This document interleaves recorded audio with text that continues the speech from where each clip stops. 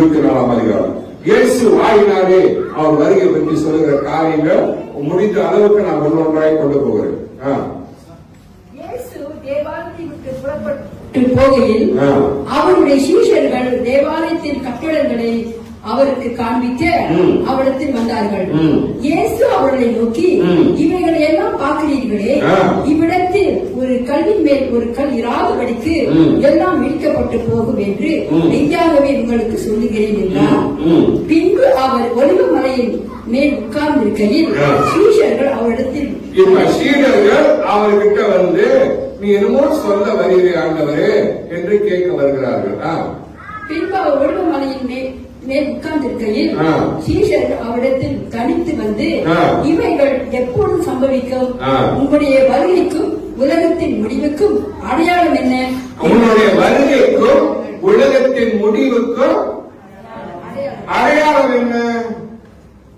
யாருக்கு கேட்கிறாங்க? நீதிபரன், பரிசுத்த தேவன் அந்த ராஜாவை பார்த்து கேட்கிறார்கள். இது எப்போது நடக்கும்? இது எப்போது வரும்? நீர் எப்போது வருவீர்? நீ வரும் பொழுது என்ன அடையாளங்கள் இருக்கும்? அப்படின்றால் இவர்கள் எல்லாம் இயேசு வருவார் என்று பூர்ணமாய் நம்புகிறார். இயேசுவனால் எடுத்துக்கொள்ளப்படுவார், அடுத்தது இயேசு வருவார் என்று பூரணமாய் அவர்கள் நம்புகிறார். இருக்கீங்களா இல்லையா? இருக்கீங்களா இல்லையா? அப்போது இயேசு அவர் மனம் திறந்து அவர்களுக்கு பேசுகிறார்.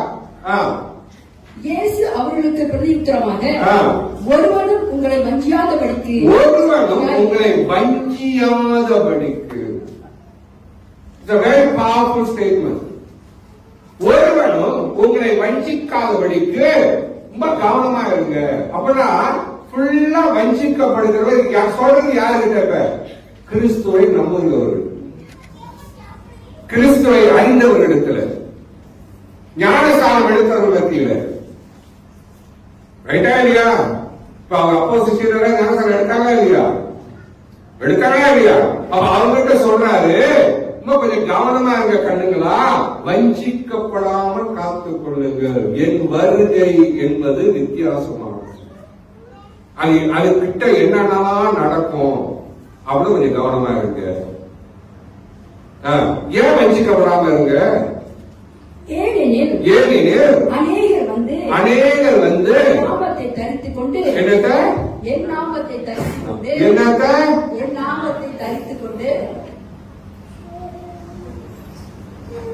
என் நாமத்தை பின்பற்றுகிறது ஒன்று, என் நாமத்தை கருத்து கொண்டது போல் வேஷம் கொடு. இன்னைக்கு ஒருவன் பதவிக்கு ஆசைப்படுகிறானோ அவன் வஞ்சிக்கப்பட்டவன்.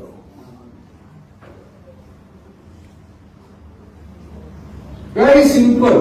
ரொம்ப கஷ்டப்பட வேண்டாம். எது சரி எது தப்பு, நீதி என்கிறது வேற, மோகம் என்கிறது வேற. இன்னைக்கு ஒருவன், பிளீஸ் forgive me, நல்ல ரொம்ப பாஸ்டர்ஸ்ல ரொம்ப சந்தோஷம் இருக்கு. இன்னைக்கு ஒருவன் சிலருக்கு மேலாக தன்னை உயர்த்தி, நான் உன்னோடு உயர்ந்தவன் என்று இன்றைக்கு காமிக்கின்றானோ அன்று அவன் விழுந்தவன். நீங்க யாரை பத்தி யோசிக்க வேண்டாம். பாஸ்டர்ஸ் இருப்பீங்க, அந்த ஆளா இந்த ஆளா ஒன்றாலும் வேணாம், நீ சரியா இருக்கு. எவனை பத்தி யோசிக்க மாட்டேன். ஆவியான என் உள்ளத்தை புடம் எடுக்க வேண்டும். நான் அவர்களுக்கு தெரிந்து இருக்க வேண்டும். அவர் பற்றி எனக்கு தெரியும். நாளுக்கு நாள் அவரை பற்றி தெரிஞ்சுக்கணும். என் ஜீவனோட நாளதான் அவரை மட்டும் தான் தெரிஞ்சுக்கணும். அவரை தான் தெரிஞ்சுக்கணும். அவரை தவிர வேற யாரையும் நான் தெரிஞ்சு கொள்ள விரும்பவில்லை. இரவானாலும் பகலானாலும் அவரை பற்றித்தான் எனக்கு தெரிய வேண்டும். அவரை கண்டுகொள்கிற இன்பம், அவரை நாளுக்கு நாள் தியானிக்கிறத இன்பம், அந்த இன்பத்தை வைரத்துக்கு செல்லுவேன். அதை கேட்டுக்கொண்டு வர யாரும் என்னை போல் மாறி கர்த்தருக்குள் வருவார்.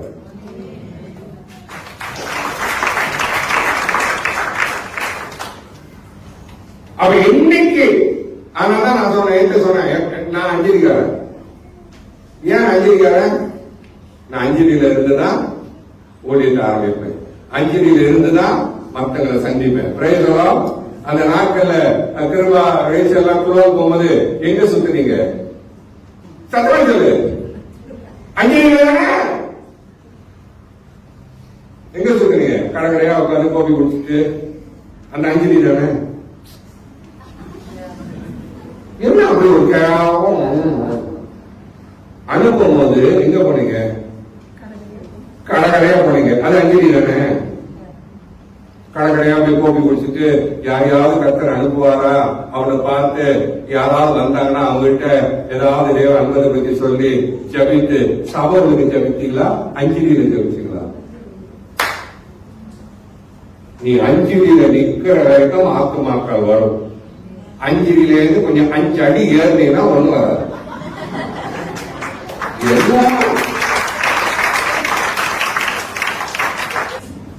சரி, இப்ப ஆண்டவர் சொல்லுகிறார், எச்சரிக்கையா இருங்க, கவனமா இருங்க. ஏனெனில் அநேகர் வந்து என் நாமத்தை தரித்துக் கொண்டு நானே கிறிஸ்து என்று என்னை பாரு, வல்லமை போடுகிறது, பேய் ஓடுகிறது, பிசாசு ஓடுகிறது, ஐயா எல்லாம் பின்னாலே ஓடுங்க. ஓ, இவர் வந்துட்டாரு, வல்லமையான ஒரு அதிசயமான ஒரு வல்லமை, அதிசயம் எல்லாம் அவருக்கு மட்டுமே சொந்தம். அவரே அதிசயமானவர். இயேசு ஒருவரே அதிசயமானவர். அந்த அதிசயத்துக்கு மேல எந்த அதிசயமானமும் இல்லை. இருக்கீங்களா இல்லையா? அப்ப எல்லா அதிசயமும் நடக்கும். திடீர்னு அற்புதம் நடக்கும். கர்த்தர் செய்தால் அது வேற. வந்து ஆராதனை நிக்கணும், பரிசுத்தாவியானவரை இறங்கணும், மக்கள் விடுதலை பெறணும். அந்த அதிசயங்களை பார்த்து கூட்டம் வந்துகிட்டே இருக்கணும். சோழ விசுவாசம் கொடுத்து அதை நான் விரும்பல. ஏன்னா அது ஒரு காலம். இப்ப ஆராதனையில வந்து நின்னாவே ஜபிக்கும் போது ஆராதிக்கும் போது பிசாசுகள் ஓட வேண்டும், வியாதிகள் சுகமான. ஐயா ரொம்ப கஷ்டப்பட்டு வந்தேன், ஆனா ஜபம் பண்ணும் போது எனக்கு வியாதி சுகமானது. என் கண்ணில் கிடைக்கப்பட்டது. இருந்த கட்டி காணா போச்சு. வீட்டை போய் பார்க்கிற அந்த கட்டியே காணா போச்சு. அப்படியாப்பட்ட சாட்சிகள் உண்டாக வேண்டும். ஒரு மனிதனாக அல்ல, தேவனுடைய ராஜ்யத்தின் மகிமை அறிந்து செயல்பட வேண்டும். இருக்கீங்களா? கையில தெரியும். அவ ரொம்ப கவனமாக சொல்லுகிறது என்ன? மறுபடியும் வாசிங்க. ஏனெனில் அநேகர் வந்து என் நாமத்தை தரித்துக் கொண்டு நானே கிறிஸ்து என்று சொல்லி அநேகரை வஞ்சிப்பார்கள். சொல்லுகிறார், கொஞ்சம் கவனமா இருங்க. வாரது போறதெல்லாம் நம்பாதீங்க. கிறிஸ்துவ சொல்லி ஆனதெல்லாம் நம்பாதீங்க. உறுதியா நெல்லுங்க, நீதியா நெல்லுங்க. இருக்கீங்களா இல்லையா? என்னோட சேர்ந்து மத்தேயு 6:33 போகும். முதலாவது தேவனுடைய ராஜ்யம். முதலாவது ஒரு விசுவாசியோட வேலை என்ன? தேவனுடைய ராஜ்யத்தை தேடு. சபை தேடுறது. இங்க இருக்கு நல்ல சபை, இந்த சபை சரியில்லை, இந்த ரெஸ்டாரண்ட் சரியில்லை. சபை தேடுறது விசுவாசியின் ஒண்ணு. தேவனுடைய ராஜ்யத்தை தேடும் பொழுது அப்போது என்ன ஆகும்? உன் உள்ளத்திலே நீதி உண்டாகும். நீ கடவுளை மட்டும் தேடுற, கடவுளை மட்டும் நீ நம்பி இருக்கிற. அக்கத்து பக்கத்துல எப்படி இருக்காங்க, என்ன பண்றாங்க, என்ன ஒழுக்குறாங்க, எப்படி வராங்க, என்ன பேசுறாங்க, அதை நீ பார்க்காதபடிக்கு கவனமாக. உன் இதயம் உன் மனவாளனை மட்டும் பார்க்குது என்றால் உன் உள்ளத்திலே நீதி வளராது. தேவனுடைய ராஜ்யத்தையும் அதனோட அவருடைய நீதியும் தேடுங்கள். அவர் தேவனுடைய ராஜ்யம், அந்த ராஜ்யமான அவருடைய நீதியை தேடு. டிக்டாக்ல இருக்கிறதா நீங்க கேட்க வேண்டிய அவசியம் இல்லை. ஏன்னா இன்னைக்கு நீங்க அவரை மட்டும் தேடுறீங்க. பொண்ணை தேடல, பொருளை தேடல, பணத்தை தேடல, சம்பாதிக்க தேடல, பிசினஸ் தேடல. தேடக்கூடாதுன்னு இல்லை. நான் வரேன். சில பேர் சொல்லுவாங்க, உங்களுக்கு இந்த இன்னும் ஐஸ்வர்யம் தேவையில்லை, பணம் தேவையில்லை, நகை நட்டு தேவையில்லை. அதெல்லாம் செலவாது. ஐயோ, அதெல்லாம் செலவாது. அதெல்லாம் பின்னால வரும். லைன்ல வரும். ஆனா தேவனுடைய ராஜ்யத்துக்கு. ஏன்னா நீங்க அடுத்தது நீங்க போகும்போது அவருடைய ராஜ்யத்துக்கு.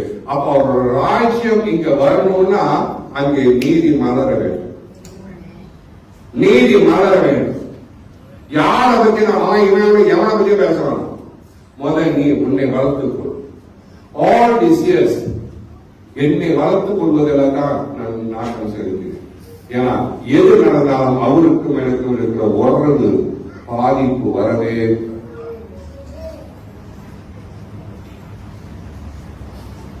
அவர் தேவனுடைய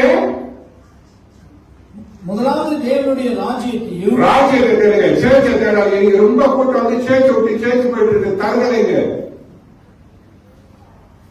எனக்கு இந்த சேர்ச்சி பிடிக்கல, இந்த பாசம் பிடிக்கல. சேர்ச்சை தேடாத. முதலாளிகளுக்கு சொல்லிக் கொடுங்க. தேவனுடைய ராஜ்யத்தை தேடுங்க. நீ தேவனுடைய ராஜ்யத்தை பிடித்துக் கொண்டா நீ எங்கேயும் அலைய வேண்டிய அவசியம் இல்லை. இறந்த இடத்திலேயே கனி கொடுப்பார். இல்லையா இல்லையா? அப்ப ஒரு ஜனல் அங்கங்க ஓடிட்டு இருக்குன்னா அங்க வீட்டுக்கு வரைக்கும் வளராம கிடக்குதுங்க. வளர்ச்சி இல்ல. God is not with them. If God is there, they will sit in one place. ஐயோ என்ன நடந்தாலும் நிலைத்து நிற்பு. நிலைத்து நிற்கிற கூட்டம் அது. உன்னுடைய ஈகோ உள்ள வரவே கூடாது. ஏன் இப்படி பேசினாங்க? ஏன் என் பிள்ளை எப்படி பார்த்தாங்க? ஏன் என் பிள்ளை எப்படி கண்டிச்சாங்க? ஏன் என் பிள்ளைய பார்த்து முறைச்சாங்க? முறைச்சிட்டு போட்டோம். நாளைக்கு உன் பிள்ளை வளர்ந்து சபையில கனி கொடுக்கும் போது வாய் அடைச்சு நிற்பார்கள். காத்திரு.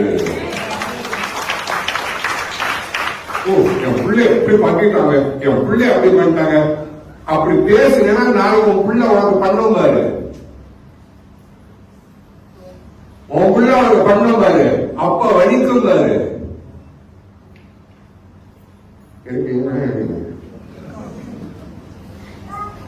இருக்கீங்களா இல்லையா? உன் பிள்ளைய பண்றாங்களா? இன்னும் அந்த ஜபத்துல இருடா, பைபிள் வாசிடா, கடவுள்கிட்ட சொல்லுடா. இப்படி பண்ணிட்டாங்களா? நீ ஜெபம் பண்றா.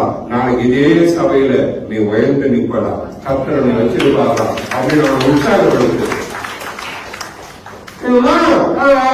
அந்த அம்மா நீ பார்த்து ஒரு மாதிரி சொல்லிட்டாங்க சொல்லி நீனா அந்த பிள்ளை நாசம் போய் நாசம்.